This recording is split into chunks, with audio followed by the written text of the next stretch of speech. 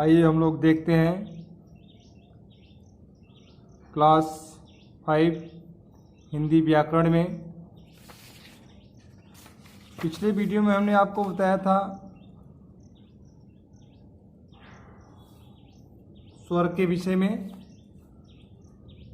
आइए हम आज देखते हैं आप आगे पेज नंबर 10 बुक ओपन कर लीजिए आप लोग।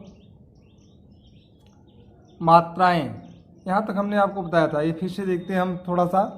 मात्राएं व्यंजनों के साथ प्रयोग करते समय स्वरों का स्वरूप बदल जाता है। इस बदले हुए स्वरूप को कुछ चिन्हों द्वारा प्रदर्शित किया जाता है जिन्हें मात्रा कहते हैं।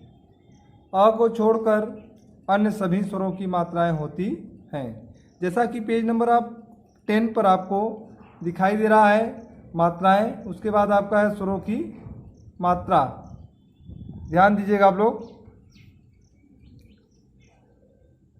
स्वर है आपका अ, आ, ई, उ, ऋषि, ए, ओ, औ। मात्रा आपका दिया गया है, ध्यान से देख लीजिए आप लोग। उसके बाद आपका दिया जैसे अ की मात्रा मग। अ इसमें सम्मिलित है जो कि दिखाई नहीं दे रहा, अलग करने पर आपको दिखाई देगा। आ की मात्रा नाम, ई की मात्रा मेल, बड़ी की मात्रा दही, ऊ की मात्रा सुख, बड़ा की मात्रा दूर, ऋषि की मात्रा मृग, ए की मात्रा केला, ऐ की मात्रा थैला, ओ की मात्रा और, औ की मात्रा कौन। इस तरह से आपका दिखाई दे रहा है। इसके बाद है आपका अयोगवाह। अयोगवाह बुक में मिसप्रिंट हो गया, देखिए अ पे बिंदी जो रहती है यहाँ पे नहीं है, हम आप बना दे रहे हैं, आप लोग अपनी बुक में बना लीजिएगा।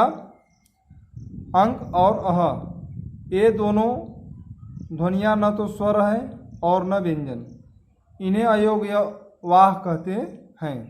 अयोगवाह मतलब आफ्टर साउंड, बाद में बोले जाता है। ये जो है बाद में बोला जाता है, ये जो है बाद में बोला जाता है। जैसे बोलते हैं हम कंगन, क्या बोलते हैं? कंगन बोलते हैं। क्या बोलते हैं?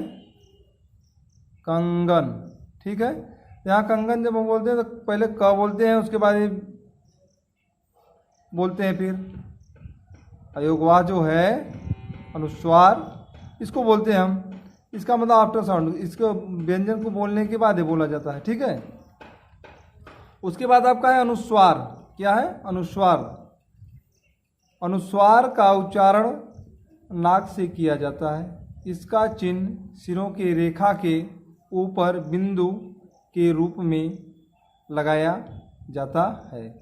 जैसे अभी आपको हम बताएं कंगन अयोगवा में, वहीं ठीक यहाँ पे अंत, संतरा, हंस आदि दिखाई दे रहा। ऐसे और शब्द होते हैं जो आप राइट करके देख सकते हैं, बुक में भी आप अपने देख सकते हैं, स्वतः भी आप अपने स्वयं से भी देख सकते हैं। ठीक है, उसके बाद आपका है अनुनासिक। क्या है? अनुनासिक। अनुनासिक आप ध्यान दीजिएगा, इसके उच्चारण में हवा नाक व मुंह दोनों से निकलती है। आप जब बोलेंगे और बोलकर अनुभव करेंगे तो आपको समझ में आ जाएगा वास्तव में हवा मुंह और नाक से निकल रही है कि नहीं। इसे चंद्र बिंदु भी कहते हैं। इसको हम चंद्र बिंदु भी कहते हैं। इसको क्या बोलते हैं? चंद्र बिंदु भी बोलते हैं हम लोग। ठीक है, इसको चंद्र बिंदु भी बोलते हैं। ठीक है, इसके बाद आपका है विसर्ग। क्या है? विसर्ग। इसका उच्चारण ह की तरह किया जाता है।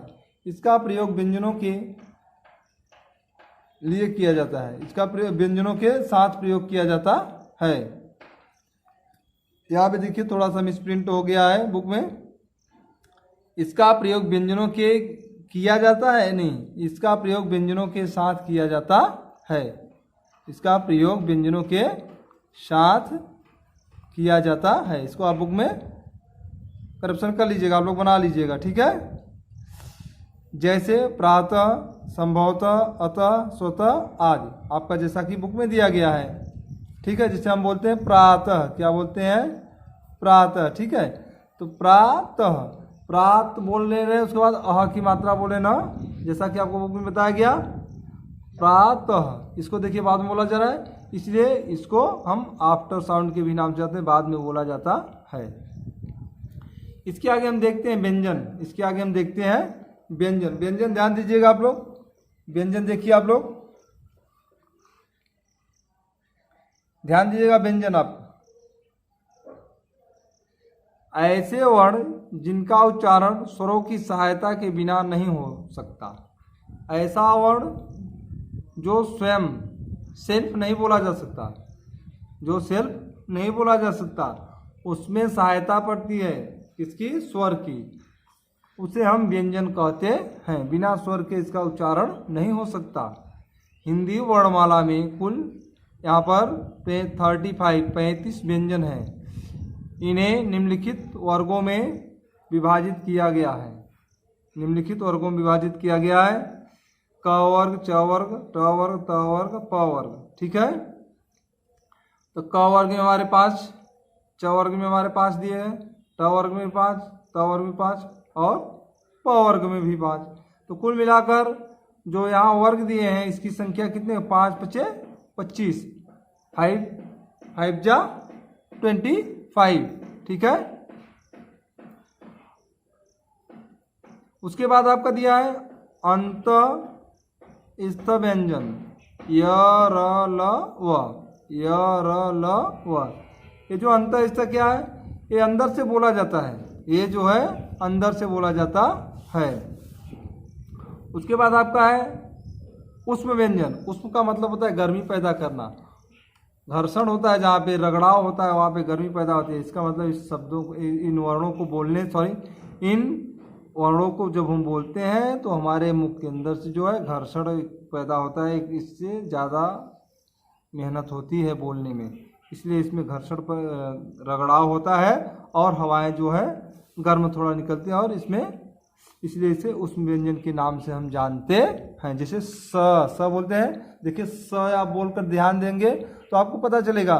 स जब आप बोलेंगे तो आप ध्यान देंगे तो आपको पता चलेगा कि देखिए रगड़ खा के आवाज़, जो हमारी एयर है, हवा है, रगड़ खा के निकल रही है। ठीक है, तब समझ में आएगा आपको कि हाँ उसमें व्यंजन है कि नहीं। आप बोलकर ध्यान देंगे तब समझ में आएगा आपको। और इसके आगे आपका है, ध्यान दीजिए थोड़ा सा और, आप ध्यान दीजिए, इसके आगे ध्यान दीजिएगा आप लोग।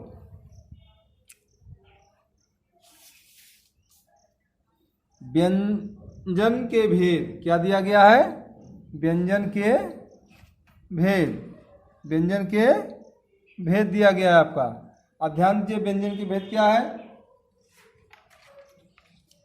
व्यंजन के भेद में देखिए आप, व्यंजन के भेद, व्यंजन 3 प्रकार के होते हैं। व्यंजन जो है 3 प्रकार के होते हैं। स्पर्श व्यंजन, अंतःस्थ व्यंजन, उष्म व्यंजन। यहाँ पे दिया गया 3 प्रकार का आपका व्यंजन। देखिए पहला आपका जो है स्पर्श व्यंजन। स्पर्श का मतलब होता है टच करना, छूना। स्पर्श का मतलब होता है टच करना या छूना किसी चीज को। तो जिन व्यंजनों का उच्चारण कंठ, होठ, जिह्वा आदि के स्पर्श द्वारा होता है वे स्पर्श व्यंजन कहलाते हैं। हिंदी वर्णमाला में क वर्ग से प वर्ग तक सभी स्पर्श व्यंजन हैं। इन वर्गों की संख्या 25 है, 25, जो इस प्रकार है। आप देख सकते हैं, आप दिया गया है क वर्ग में आपका 5, च वर्ग में आपका 5, ट वर्ग में आपका 5 और त वर्ग में 5 और प वर्ग में भी 5, जो कि क वर्ग का जो है कंठ से बोला जाता है। आप बोलकर देखें क, तो आपको लगेगा कहाँ से बोला जा रहा है।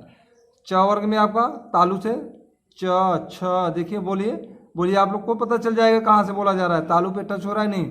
मूर्धा देखिए, ट, ठ, ड, ढ, ड़, देखिए मूर्धा से बोला जा रहा है। ठीक है, त वर्ग देखिए, त, थ, द, ध, न, त, थ, देखिए दांत में टच हो रहा है ना। प वर्ग में देखिए आपका प, फ, ब, भ, म।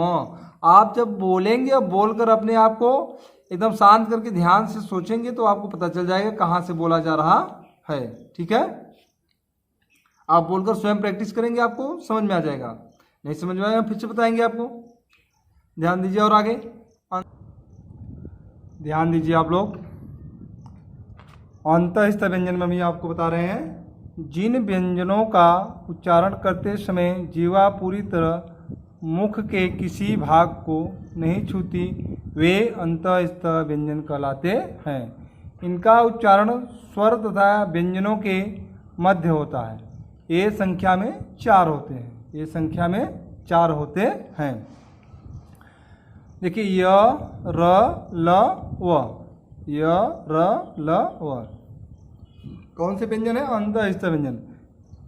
जब हम बोलेंगे तो हमारे मुंह में जिह्वा किसी स्थान को टच नहीं करेगी, जिह्वा किसी स्थान को टच नहीं करेगी, न छुएगी। वहाँ पे अंतःस्थ व्यंजन हम समझ जाएंगे हमारे अंतःस्थ व्यंजन है। नेक्स्ट है आपका ऊष्म व्यंजन। जिन व्यंजनों के उच्चारण में हवा के रगड़ खाने के कारण मुख से ऊष्मा निकलती है वे ऊष्म व्यंजन कहलाते हैं। वे संख्या में 4 होते हैं। क्या क्या है? देखिए स देखिए हम बोल रहे हैं हमारी जीवा जो है मुख के अंदर रगड़ खा रही है, यहाँ जो है गर्म हवाएं निकलती हैं, इसलिए इसका नेम क्या है? ऊष्म व्यंजन। इस व्यंजन को बोलने पर हमारे मुख के अंदर जो है जीवा का उपयोग देखिए हो रहा है, जब तो वहाँ पे रगड़ खा रहे हैं इसलिए ऊष्मा उत्पन्न हो रही है, इसलिए यहाँ पे ऊष्म व्यंजन के नाम से हम जानते हैं। ठीक है। संयुक्त व्यंजन देखिए क्या है? संयुक्त व्यंजन, संयुक्त व्यंजन जो है, संयुक्त का मतलब होता है मिला हुआ, व्यंजनों का मेल। कैसा मेल है देखिए, आइए हम लोग आगे देखते हैं। दो भिन्न व्यंजनों के मेल से, भिन्न का मतलब दो भिन्न अलग अलग व्यंजन, दो भिन्न व्यंजनों के मेल से क्या बनता है? बनने वाले व्यंजन संयुक्त व्यंजन कहलाते हैं। दो भिन्न व्यंजन मिलेंगे और क्या है? एक व्यंजन तैयार होगा, उसे हम क्या कहेंगे? संयुक्त व्यंजन। तो संयुक्त व्यंजन के 4 रूप हैं। क्या है?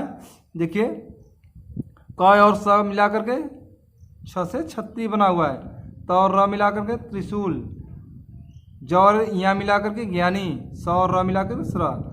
इस तरह से कच्छा, रक्षा, क्षणिक, त्रिभुज, त्रिफला, त्रिदेव। पेज नंबर 11 पे आप ध्यान दीजिएगा। ज्ञ पे देखिए आप ज्ञानी, ज्ञात, यज्ञ। ठीक है।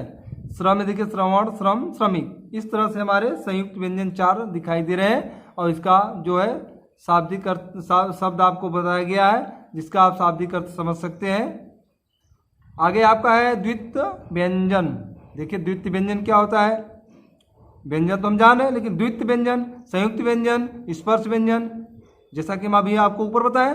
ठीक है। आज द्वित्व व्यंजन क्या होता है? द्वित्व व्यंजन देखिए, जब किसी स्वर रहित, स्वर रहित मतलब स्वर उसमें ना मिला हो। इसका मतलब जब स्वर नहीं मिला रहेगा तो क्या होगा?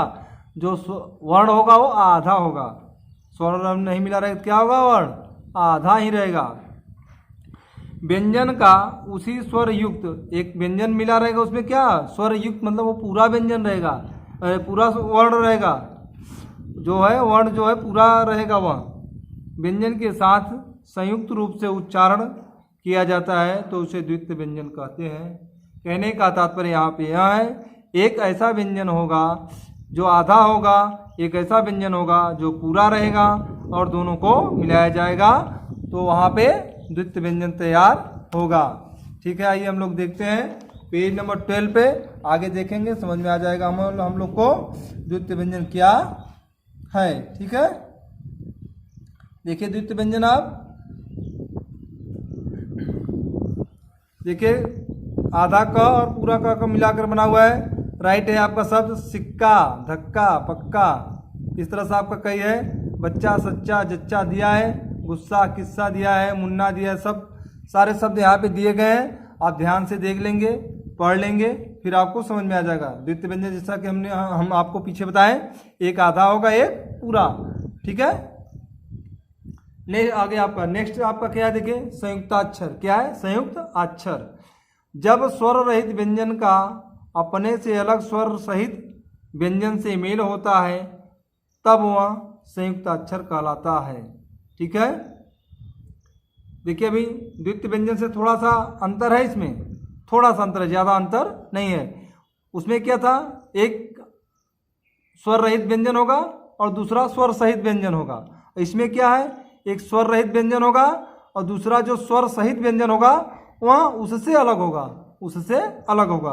द्वितीय व्यंजनों की परिभाषा थोड़ा सा है उसी के जैसा, लेकिन थोड़ा सा अलग है। देखिए उसमें क्या था, स्वर रहित जो व्यंजन होता है और अगला स्वर सहित व्यंजन, दोनों एक व्यंजन थे। और इसमें क्या है, स्वर रहित व्यंजन जो है वो अपने से स्वर सहित अलग व्यंजन होगा, से मेल होता है, तब वह संयुक्ताक्षर कहलाता है। जैसे तुम्हारा देखिए म है स्वर रहित व्यंजन आधा म, उसके बाद स्वर सहित जो व्यंजन है ह है, देखिए इससे अलग है ना, इसलिए यहाँ पे संयुक्ताक्षर का प्रयोग किया गया है, इसे हम संयुक्ताक्षर कहते हैं। ठीक है, आइए हम आगे देखते हैं थोड़ा सा। आइए पाठ दोहराएं, आइए पाठ दोहराएं। पाठ में हमें क्या दोहराना है, देखिए